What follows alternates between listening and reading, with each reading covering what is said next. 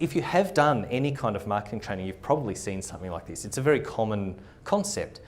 And I always just put it up to kind of frame what it is we're going to talk about.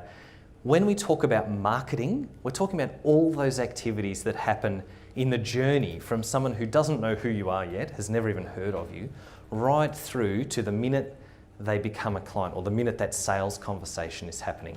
That whole kind of journey is all marketing. So some of it is right at the top there.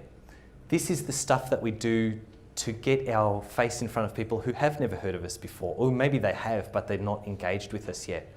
It's very broad, it's very wide. It's stuff like advertising, social media, SEO, which is getting found in Google, getting your website found in Google. All that stuff is really great, but the idea is lots and lots of people see that. You know, you might send an ad out, you might boost a post, get it seen by 2,000 people, right? From that 2,000, not everyone pays attention at all. Some people just don't even see it, they just scroll right past it. Some might be, they see it, but they're not right, they're not actually a potential client. And others will click through and look at your website or look at whatever it is you're advertising.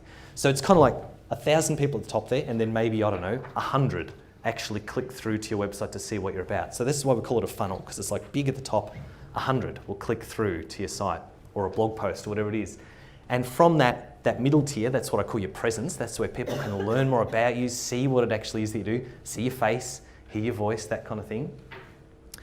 100 people might click through to read your blog post or something. Still, not all of them are actually going to take the next step of action. Some of them will, but a lot of them will go, oh, that's nice, and I'll just go back and read the next thing on Facebook. Like, that's fine. But of that 100, maybe 5 will actually call you, and even of that 5, like there's really the actual sales conversation. Of that 5, how many become clients? I don't know, 2 or 3, 4 maybe, depends on what they're calling for. It's a funnel as it goes through, and a huge part of the gift that I can give you guys today is really one thing you need to understand about a funnel like this. When people don't have enough clients, what they tend to do is focus on this top stuff. And they go, well, I only got 3 new clients last month, my goal is 10.